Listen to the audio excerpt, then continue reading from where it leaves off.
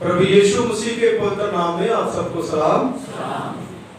आज का दिन बड़ा ही स्पेशल दिन है जिसको पूरी दुनिया में मनाया जाता है। आप सबको पता आज कौन सा संडे है? पाम संडे, खजूरी इतवार। तो खजूरी इतवार जो है इसके बारे में हमें जानना बहुत जरूरी है। कई बार सिर्फ हमें यही पता रहता है कि खजूर की डालियां लानी है और ला करके चर्च में लगानी है, और उसके बाद यही जो खजूर की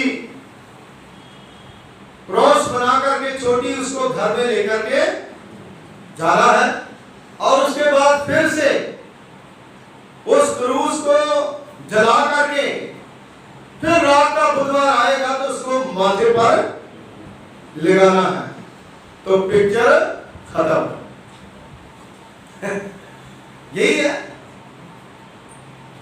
लेकिन रियलिटी जो है वो क्या है इसकी, इसके बारे में हमें जानने की जरूरत है, क्योंकि ये सारा कुछ जो माहौल क्रिएट करा जाता है खुदा यीशु मसीह जो है दृष्टांतों में और अपने एक्शन में, अपनी योजनाओं में वो सारा कुछ शामिल करते थे जिसके द्वारा लोग जाने कि प्रभु यीशु मसीह जो है वो शांति का राज हमारा। हालेलुया। अगर हमें ये पता नहीं है तो हमारा खजूरी इतवार जो है उसका कोई मायने नहीं। मेरे अजीजों, आज का जो विषय जो मैंने लिया है कि क्यों प्रभु यीशु मसीह ने गधे के बच्चे की सवारी की, क्यों की, इस बात का पता लगाना है। क्यों प्रभु यीशु मसीह ने गधे के बच्चे के ऊपर सवारी की? Why did the Lord Jesus Christ ride the donkey? क्योंकि आज हमारी जिंदगी, हमारा जीवन जो है वो इस तरह से हो गया है कि जिस तरह हम हर साल करते हैं उस तरह हम हर बार करके अपने घर में चले जाते हैं। लेकिन मेरे अजीजों, क्या हमारी जिंदगी में कोई बदलाव है? हमारे जीवन में कोई बदलाव है? खुदा यीशु मसीह ने हमारे लिए ये सारा कुछ करा, उन लोगों के लिए सारा कुछ करा, क्योंकि वही प्रभु यीशु मसीह था। जब बैतकेवा में जब प्रभु यीशु मसीह गए, यहाँ पे लिखा जब वे यरूशलेम के निकट जैतून पहाड़ पर बैतफगे और बैतनिय्याह के पास आए तो उसने अपने चेलों में से दो को ये कह करके भेजा के सामने गांव में जाओ और वहां पर एक गधी का बच्चा जो बंधा हुआ। वही क्यों गधी का बच्चा? क्योंकि उसी के ऊपर सवारी करनी है।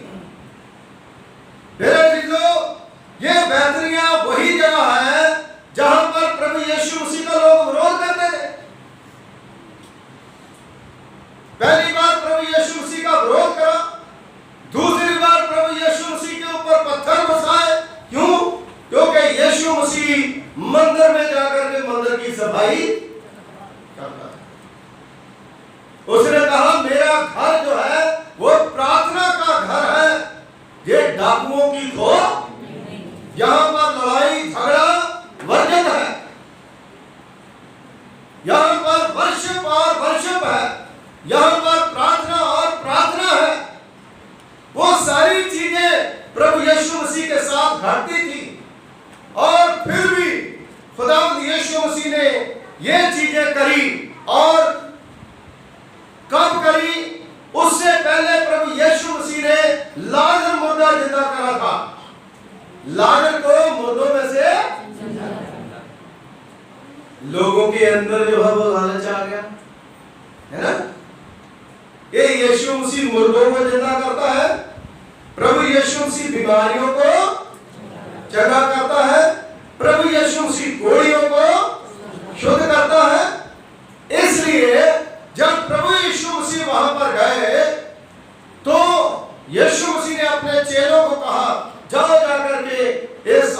अपने गांव में जाओ, वहां पर गधी का बच्चा होगा, उसे खोलना। जब तुम्हें कोई कहे तो उन्हें बोलना कि यीशु मसीह को इसका क्या है, प्रयोजन है। उन्होंने वैसा ही कहा। मेरे जीजो, आज हम लोग जो है इस बात को सोचें कि वो गधी का बच्चा जो है उसके ऊपर जब प्रभु यीशु मसीह ने सवारी करी, और कितना इज्जत, कितना मान, कितना सत्कार जो है उसको दिया गया।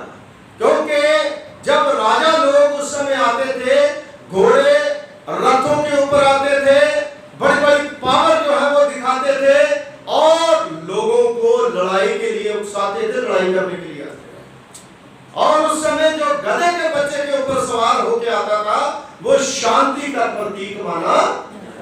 Hallelujah, hallelujah. इसलिए देखो यीशु मसीह ने वो कहा, लोगों को पता चले, लोगों ने होशाना के नारे लगाए। और क्यों प्रभु यीशु मसीह गधी के बच्चे के ऊपर सवार हुआ? जकरिया उसका 9 बाब उसकी 9वीं आयत में, क्योंकि भविष्यवक्ता जो छोटे भविष्यवक्ताओं में से जकरिया 9 बाब उसकी 9वीं आयत में वचन में लिखा, उसने भविष्यवाणी करी थी जो प्रभु यीशु मसीह के जीवन में पूरी हुई, हे सिय्योन बहुत मगन हो। देखो, हे सिय्योन बहुत मगन क्या होता है? लग जाती है ना, जैसे मोबाइल पकड़ लेते हैं ना, तो ऐसे मगन हो जाते हैं। रोटी मिले चाहे, माँ बाप की बात सुने चाहे, है ना। मैं एक एग्जाम्पल दे रहा हूं, लेकिन वैसे मगन नहीं हो रहा। खुदा जो मगन जो है वो प्रभु में मगन कह रहा है, जैसे वर्षिप में लोग मगन हो जाते हैं, है ना। दुआ में लोग मगन हो जाते हैं, उनको किसी प्रकार की कोई दूसरी तरफ ध्यान नहीं होता। नजदीक से सांप निकल जाए, नजदीक से मक्खी पड़ जाए, लेकिन उनका ध्यान उधर नहीं होता, है ना। ध्यान उनका जो है वो खुदा की तरफ होता है। तो इसलिए मगन जो होता है ना, मगन वो पूरी तरह से लौलीन हो जाना परमेश्वर में। इसलिए जकरिया ने भविष्यवाणी करी, हे सिय्योन मगन हो, हे यरूशलेम जयजयकार कर, क्योंकि तेरा राजा तेरे पास आएगा। वह धर्मी और उद्धार पाया हुआ होगा, और वह दीन होगा। यानी यीशु मसीह के बारे में कहा गया। और गधी के बच्चे पर चढ़ा हुआ आएगा। किसके ऊपर चढ़ा हुआ आएगा? वो भविष्यवाणी जो है वहां पर आकर के पूरी हुई। Hallelujah, hallelujah. है ना। मैं किसी को नहीं कहूंगा, मैं तो कहता वो गधी मैं ही बैठूं जिसके ऊपर प्रभु यीशु मसीह, और उसकी कितनी रिस्पेक्ट हुई। लोगों ने अपने कपड़े उसके ऊपर डाल दिए, लोगों ने जो दरख्तों के पत्थर जो है उनके आगे डाल दिए, और लोग होशना के नारे लगाने लगे, और लोग देखते होंगे कि ये क्या हो रहा है ना। क्योंकि यहूदी लोग जो है वो प्रभु यीशु मसीह को राजा बनाना चाहते थे, दरियावी राजा बनाना चाहते थे। वो सोचते थे कि जब 5 रोटी 2 मछली से 5000 लोगों को रजाता है, वो कहीं राजा बन जाए तो हमें काम करने की जरूरत नहीं। वो जो बीमारों को चंगा करता है, अगर वो राजा बन जाए तो हमें हॉस्पिटलों की जरूरत नहीं पड़ेगी। वो खुदा क्या क्या नहीं करता। अगर वो खुदा जो मुर्दों में जान डालता है, तो हमें कब्रिस्तान की जरूरत नहीं पड़ेगी। तो मेरे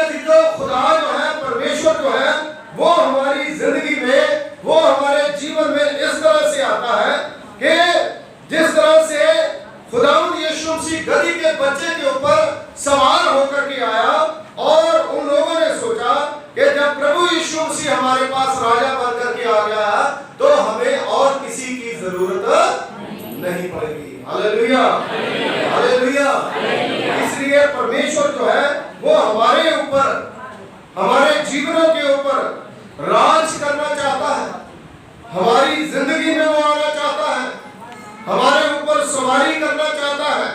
इसलिए प्रभु यीशु मसीह ने सवारी करी, क्योंकि एक तो नबी की जो बात है वो पूरी हो, और दूसरा खुदावंद यीशु मसीह हमारी जिंदगी में शांति जो है वो लाना चाहता है। 10वें आयत में लिखा है, मैं एप्रैम के रथ और यरूशलेम के घोड़े नाश करूंगा, युद्ध के धनुष तोड़ डाले जाएंगे, और मैं अन्य जातियों से शांति की बातें कहूंगा।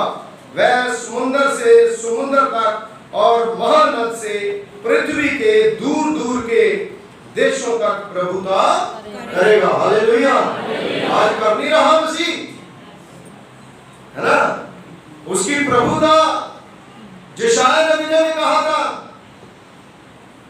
उसके राज्य का अंत,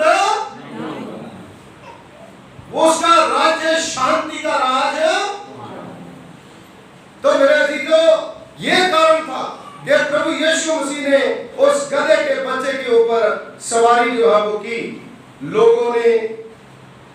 लोगों को कुछ ना कुछ प्रभु यीशु मसीह सिखाना चाहते थे, कुछ ना कुछ प्रभु यीशु मसीह जो है उनके सामने जो है उनको सिखाना चाहते थे। यीशु मसीह ये सिखाना चाहते थे कि जो आप गुनाहों और पापों के बंधनों में बंधे हुए हो, उनको प्रभु यीशु मसीह छुड़ाना। तभी यीशु मसीह ने कहा, जो बंधा हुआ है उसको बोलो। जो लोग शैतान के कब्जे में हैं, उनको खुदावंद यीशु मसीह जो है वो छुड़ाना चाहते हैं। मेरे अजीजों, बाइबल में जो गधी का बच्चा है, गधा, उसका बहुत जिक्र जो है वो कई जगहों पर आया है। मैं आपको बताना चाहूंगा, क्योंकि अगर हम खुदा की कलाम में यशायाह नबी की पुस्तक उसका पहला बाब जो है उसको अगर पढ़ें, तो प्रभु के वचन में लिखा है, बैल और गधा तो अपने बालक और अपने साई की चरनी को पहचानता है। इससे सिखाना चाहता है अपना आपने कोई। लेकिन ये इजरायली लोग जो है इतने ढीठ हैं कि ये अपने बालक को नहीं पहचानते। मेरा जीजो, आज पहचानने की जरूरत है। हमारा मालिक प्रभु यीशु मसीह है, हमें निजात देने वाला यीशु मसीह है, जिंदगी देने वाला यीशु मसीह है। उस समय भी लोगों ने लालच के साथ वो सब चीजें, बहुत से लोगों ने लालच के साथ करी, लेकिन अपने मनों को फिराया, क्योंकि वही लोग थे जिन्होंने होशना के नारे लगाए, और वही लोग थे फिर बाद में प्रभु यीशु मसीह को सूली के ऊपर कहते इसको सूली दो। ये दोनों किरदार उनकी जिंदगी में काम करा। और मैंने पहले भी कई बार बताया, नेचर और सरनेचर जो है वो कभी किसी का बदलता, वो खुदा ही बदल सकता है। उनका नेचर ही ऐसा था, अपने लालच के लिए सारा कुछ करते हैं, लेकिन अपने जीवन के लिए, अपनी रूह के लिए आज इंसान क्या कर रहा है? आज आप देखिए, जितने लोग कहीं कहीं पर क्रूसेड होते हैं, जब चर्चिस में लोग जाते हैं, या कहीं कहीं पर भी, और जहां भी आप देखोगे, और 100 में से 95% लोग जो है वो सिर्फ अपने लालच के कारण, अपनी चीजों के कारण, अपनी रूह के बारे में सोच, मेरे अजीजों, अपनी रूह के बारे में सोच, क्योंकि सारी चीजें तो खुदा हमें देता है, लेकिन मेरी रूह, मेरी जान अगर नरक में चली जाए तो मेरा सारा कुछ कहां जाएगा? कहां लेकर के मैं जाऊंगा? सारा कुछ यही रह जाएगा। इसलिए मेरे अजीजों, कई बार ये भी बात जो है, कई बार लोग कहते हैं कि भाई इंसान जो है वो पैदा हुआ, नंगा आया था, नंगा जाएगा, और उसके बाद मर जाता है, तो मरने के बाद भी कुछ साथ लेकर के जाएगा, नंगा आया नंगा ही चला। ऐसे लोग जो है वो, एक कहावत मुझे तो बिल्कुल अच्छी लगती, ये ठीक है, नंगा आएगा नंगा चला जाएगा, लेकिन अगर हम ये सोचते हैं कि हम करें कुछ ना, वो खुदा नहीं कहता। मेरे अजीजों, जब इंसान आता है उसके बीच का जो टाइम है, जो पीरियड है, उसमें हमने क्या करा उसका लेखा खुदा लेगा। नंगा आया तो नंगा जाएगा, लेकिन उसके अंदर जो उसने काम करा है इंसान ने, वो काम जो है वो हम करें, उसको हम देखें। उसके अंदर जो पीरियड है, जो हमने सफर तय करा है, उस सफर को हम देखें। जैसे सिकंदर महान है, उसका जिक्र करते हैं कि जब कब्र में उसको डाला गया तो उसने कहा मेरे हाथ जो है बाहर निकाल दे। कितना उसने जीता, कितना उसने करा। लेकिन मेरे अजीजों, सब लोग सिकंदर महान नहीं है। उसके बीच का टाइम जो है उसको देखिए। उसने हाथ बाहर इसलिए निकाले थे कि दुनिया की जितनी भी मर्जी दौलत इकट्ठी कर लो, मरने के बाद कोई साथ लेके। और दुनिया के सबसे बड़े बड़े डॉक्टर जो है उसने मंगवाए थे, उस समय इकट्ठे करे थे चारों तरफ, कि लोग देखें कि पैसा धन दौलत जितनी भी हो हमारे पास, कितना भी अच्छा ट्रीटमेंट करवाएं, लेकिन कोई भी डॉक्टर जो है वो आपको बचा, खुदा यीशु मसीह जो है वो बचा सकता है। इसलिए मेरे अजीजों, खुदा का कलाम जो है वो बताता है कि अपने मालिक को पहचाने, अपने मालिक को पहचाने। हमारा मालिक जो है वो कौन है? हमारा मालिक कौन है? जोर से बोले, हमारा मालिक कौन है? वो प्रभु यीशु मसीह जो गधे के बच्चे के ऊपर सवार होकर के आया और लोगों को उन्होंने शांति का पैगाम दिया। और खुदा जो है उसने बहुत सी चीजें जो है उनके द्वारा करी। मेरे अजीजों, यशायाह नबी की पुस्तक उसका पहला बाब उसकी 2 और 3 आयत में हमने जो पढ़ा है, उससे पहले पहली आयत से हम देखें तो लिखा है, हे स्वर्ग सुन, हे पृथ्वी कान लगा, मैंने बाल बच्चों का पालन पोषण किया है और उनको बढ़ाया भी है, परंतु फिर भी उन्होंने मुझसे बलवान। यशायाह नबी कहता है, मैंने अपने बाल बच्चों की तरह तुम्हें पाला है, मैंने तुम्हें बड़ा करा है, मैंने तुम्हें रोटी दी, कपड़ा दिया, मकान दिया, हर चीज दी, जो तुम्हें मांगा मैंने सब कुछ तुम्हें दिया। लेकिन उसके बाद प्रभु के वचन में लिखा है, फिर भी तूने मेरे साथ बलवा, फिर भी तू लड़ाई करता है। आजकल हम देखते हैं कि खुदावंद प्रभु यीशु मसीह को लोग नौकरों की तरह इस्तेमाल कर रहे हैं, है ना? कि जैसे प्रभु यीशु मसीह मेरे नौकर है, जो मैं इसको कहूंगा वही करेगा। मैं कहूंगा कि निकल जाना निकल जाएगा, मैं कहूंगा ये करता वो करेगा। यीशु मसीह को कठपुतली नहीं है, समझिए इस बात को। यीशु मसीह को बिजनेस के लिए इस्तेमाल ना करें। खुदा यीशु मसीह जो है वो हमारा मुक्तिदाता है, उसके आगे हम दीन हो सकते हैं, उसके आगे हम नम्र हो सकते हैं। वो दुनिया का मालिक है, वो पूरे संसार का राजकुमार है, आसमान उसका तख्त है, जमीन उसके पांव की चौकी है, हम इजली ले लेते हैं। वो पूरी दुनिया को संभाल रहा है। आज हम एक अपनी फैमिली को, घर को नहीं संभाल सकते, एक कलीसिया को नहीं हम संभाल सकते, है ना? बड़े बड़े राजनेता नेता जो है उनके पास इतनी पावर है, वो अपनी स्टेट को नहीं संभाल सकते, है ना? एक राजा अपने देश को नहीं संभाल पा रहा,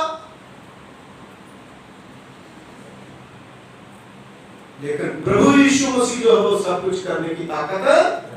हालेलुया, हालेलुया। वो हमारा राजा है, वो हमें सब कुछ देता है, वो हमारे लिए सब कुछ करता है। इसलिए खुदावंद यीशु मसीह को कभी भी आप ऐसा ना समझे। अगर आपके अंदर प्रभु यीशु मसीह के बारे में इज्जत है तो इज्जत के साथ प्रभु यीशु मसीह को स्वीकार करें, इज्जत के साथ वर्शिप करें, इज्जत के साथ प्रेयर करें, इज्जत के साथ बाइबल को पढ़ें। मेरे अजीजों, आज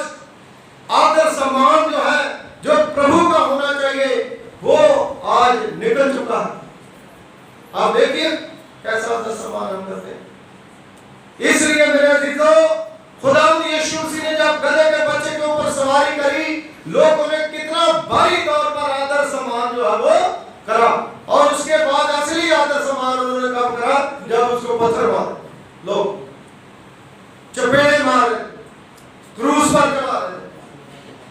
मेरे अजीजों, खुदा जो है वो हमें दोहरा जीवन जीने के लिए नहीं कहता। खुदा जो है हमें दोहरा जीवन जीने के लिए नहीं कहता। इसलिए मेरे अजीजों, आज हम प्रभु के पास आए, खुदा को कहें कि हे खुदा, तू मुझे अकल दिलाई और बुद्धि और समझ दे।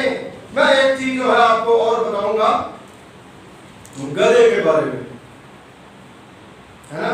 कुछ लोग हंसते हैं क्योंकि बाइबल में गधे के बारे में जब भविष्यवाणी करी गई है तो इसीलिए प्रभु यीशु मसीह उसी के ऊपर बैठा। सारी नबूवतें यीशु मसीह में पूरी हुई है, एक भी नबूवत जो है वो उससे बाहर नहीं है। और इसलिए मैं आपको बताना चाहूंगा कि गधी के द्वारा बाइबल में और क्या क्या परमेश्वर का वचन जो है वो हमें सिखाता है। गिनती की किताब उसका 22वां अध्याय उसकी पहली आयत से लेकर के 20वां आयत तक जब आप पढ़ोगे तो वहां पर खुदा के कलाम में लिखा है कि राजा बालाक द्वारा बिलाम को भेजना। कहां पर भेजना? जो इजरायली लोग थे उनके साथ जो मुआबी लोग थे वो नफरत करने लगे, क्योंकि वहां पर आकर के वो ठहर गए थे और इजरायली लोग जो है वो बढ़ने लगे। तो जो बालाक राजा है उसको बड़ी चिंता हो गई। आज भी आप देखिए, क्रिश्चियनिटी बढ़ने लगती है तो लोगों को चिंता हो जाती है ना। मारो, कूटो, पढ़ लो, इसको मार दो, है ना, पादरी मार दो, विश्वासी मार दो, कूट दो इनको। तो यहां पर एक परिस्थिति ऐसी हो गई कि वो इजरायली लोगों से डर गए और डर के मारे राजा जो है, जो बिलाम नबी था, उसको वो कह रहा है, उसके पास उसने अपने बंदे भेजे, जो दक्षिणा थी वो भी भेजी कि तुम जाओ और जाके इजरायली लोगों को क्या करो, श्राप दे दो, पैसे नहीं बांटो, क्या करो। तो बिलाम तो नबी था और उन्हें बाइबल में लिखा है कि नबी जो कहते हैं वो आगे हो जा बाद में हो, पहले हो जा, जो खुदा के बंदे कहते वही पूरा। और वो बालाक को पता था, तो उसने जब अपने नुमाइंदे भेजे तो उसने कहा, मैं शॉर्टली बता रहा हूं इसको, और उन्होंने बिलाम ने कहा कि मैं अपने खुदा से पहले पूछूंगा, उसके बाद डिसाइड करूंगा, मैं नहीं जाऊंगा ऐसे। उनको वापस भेज। तो जब खुदा को पूछा तो खुदा ने कहा, जिनको मैंने आशीष दी है तू उन्हें कैसे श्राप दे? खुदा ने इस्राएली लोगों को चुना था, उन्हें आशीष दी थी। मुझे और आप लोगों को खुदा ने जो चुना है, तो आप लोगों को हमें कौन श्राप दे सकता? कोई नहीं दे सकता। हालेलुया। आपको बढ़ाएगा, आप तरक्की करोगे, आपके बच्चे बढ़ेंगे, आपको कोई कमी नहीं होगी। खुदा आपको तरक्की देगा, खुदा आपको रोटी देगा, खुदा आपको कपड़ा देगा, हर चीज देगा। लेकिन बिलाम जो है, जब उसने मना कर दिया, उसके बाद ज्यादा बंदे, पूरी फोर्स जो है उसके पास फिर भेजी कि जनाब ये काम करो। और खुदा ने फिर उन्हें कहा कि भाई ठीक है, अगर तेरे साथ ज्यादा जोर जबरदस्ती कर रहे हैं तो तुम ऐसा करो कि इनकी बात सुन लो, इनके पास साथ तुम जाओ, लेकिन जैसा तुम्हें मैं कहूंगा वैसा तुम। हालेलुया। तो कई बार क्या होता है, खुदा हमें कह देता है, हम चल देते हैं और उसके बाद खुदा को हम पूछते भी। खुदा कह देता है मैं तुम्हें गाड़ी दे दूंगा, फिर गाड़ी हमें मिल जाती है, फिर खुदा को पूछते भी। क्योंकि इस खुदा के घर में जो है ना, बहुत खुदा की बरकत है। हाँ जी, जिनकी शादियां नहीं होती थी उनकी शादियां होगी, जिनके बच्चे बाहर नहीं जाते थे उनके बच्चे बाहर चले गए, जिनकी कोशिशें जो है वो होती थी कि हमारे बच्चे डॉक्टर बन गए, उनके बच्चे डॉक्टर बन गए, है ना। ये तो दुनियावी चीजें हैं, लेकिन रूहानी चीजें जो है वो भी खुदा हमें देता है, बरकतें देता है। परमेश्वर जो है वो आगे हमें बढ़ाता है। लेकिन बिलाम जो है वो खुदा की बात को सुना, लेकिन उसके बाद खुदा के साथ कनेक्ट ही नहीं करा, फिर खुदा को भूल गया। एक बार आवाज सुन ली, दूसरी बार कोशिश ही नहीं करी कि मैं खुदा क्या चाहता है।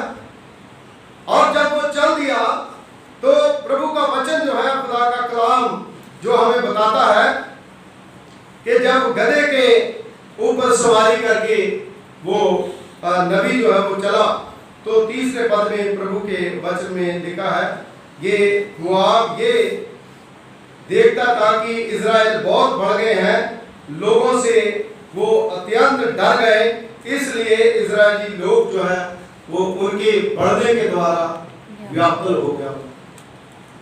जब खुदा के लोग बढ़ते हैं तो दूसरे लोग जो है परेशान हो जाते, शैतान परेशान हो जाता है कि इनको क्या हो गया। लेकिन मेरे अजीजों 21वें आयत में 22 बाब उसकी 21वें आयत में अगर आप पढ़ोगे तो प्रभु के पवित्र पाक वचन में बिलाम की गदही के बारे में बताया गया है। 23वें आयत में जब गदही के ऊपर जा रहा है तो क्या हो, फर्स्ट टाइम गदही ने यहोवा के स्वर्गदूत को आगे खड़ा देखा, नंगी तलवार लेकर के खड़ा हो, तो वह खेत में चली गई। गदही के ऊपर मैं सवारी कर रहा हूं और गदही जो है वो खेत में चली जाए तो मैं क्या करूंगा? हाँ जी, पानी पिलाएंगे या हरा घास खिलाएंगे?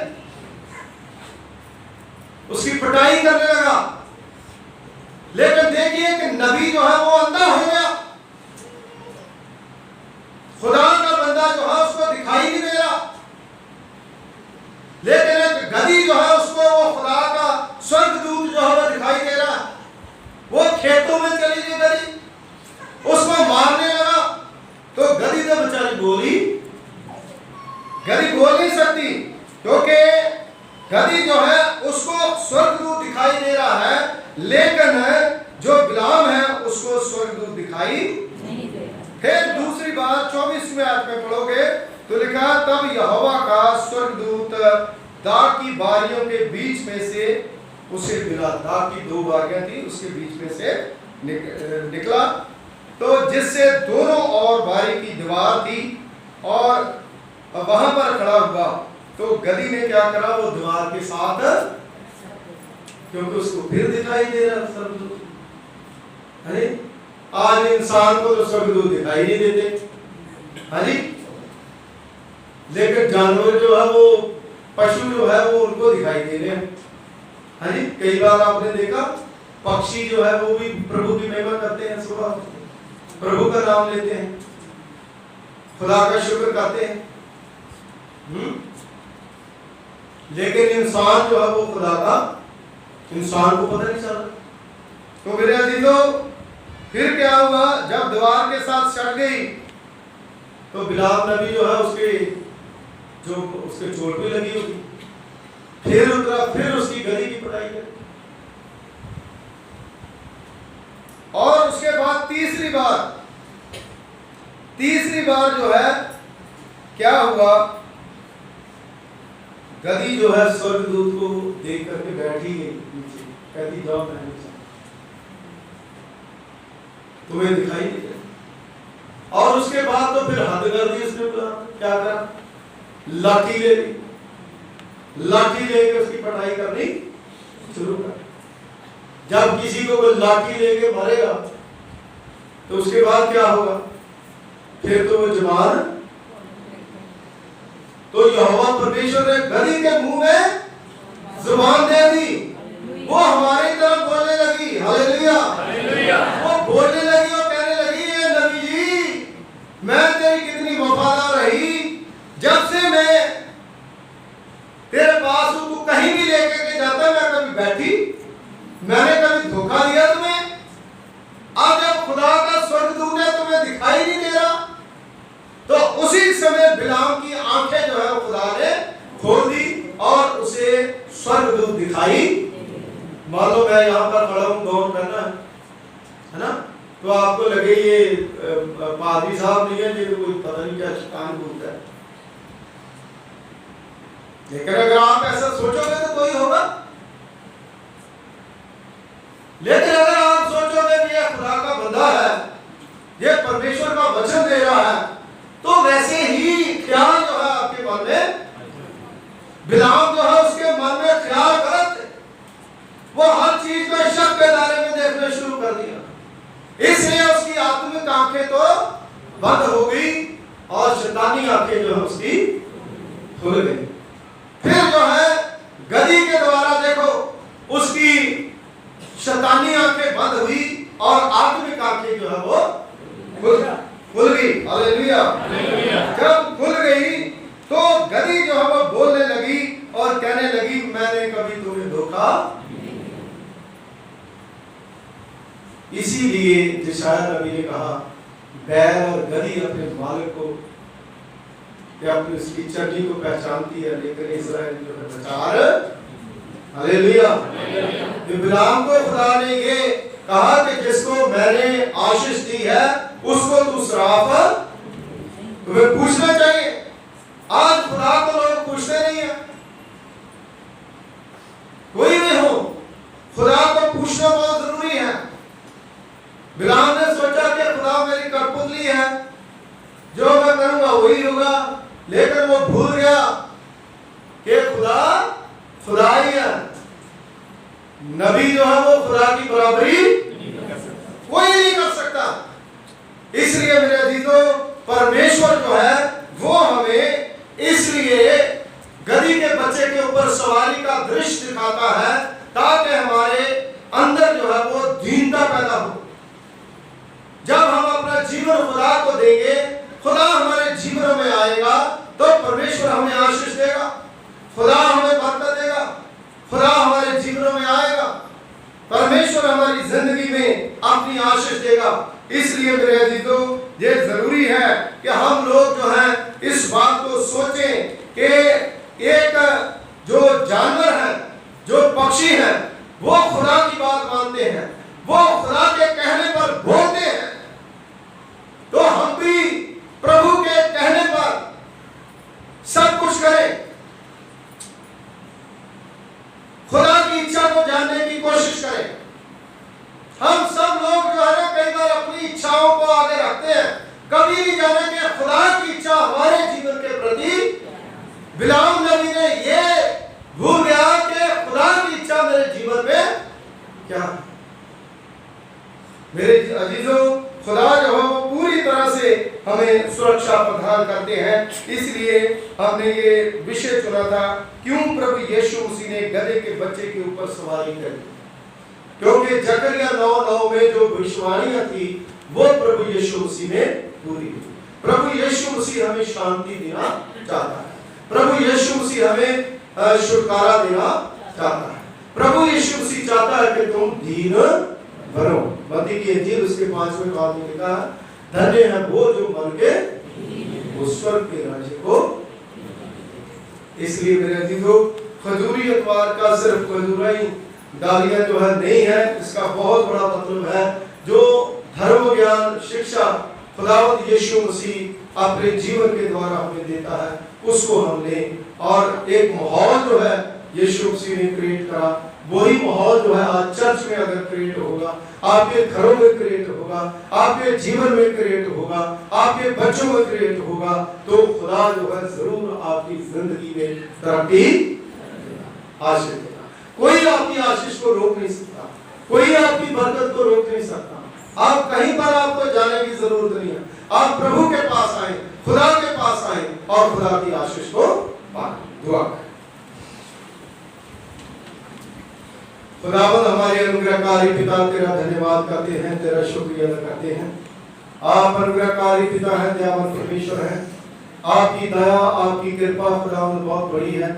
तूने अपनी महान कृपा, महान फजल के द्वारा ये होने दिया कि प्रभु पिता परमेश्वर जी हम आपके पवित्र पाक कदमों में आ सके, शुक्रगुजारी के साथ खुदावंद आपकी महिमा, आपकी स्तुति कर सके। दुआ करते हैं इस समय जितने आपके बेटे और बेटियां आपके घर में आए हैं, जिन्होंने आज का जो खुजूरी इतवार है, पाम संडे है, जिसको खुदावंद प्रभु आपके वचन को सुना है, जो वचन हर एक की जिंदगी में गहरा काम करे और प्रभु 100 गुना फले और हर एक का जीवन प्रभु आशीषमय जीवन हो। बरकतमय जीवन हो, बरकतों से भरा हुआ जीवन हो। सचमुच प्रभु खुदा परमेश्वर जी, जिन लोगों ने संजीदगी के साथ आपके वचन को सुना है, आप उन्हें ब्लेस करें, यीशु के नाम से मांगते हैं, आमीन।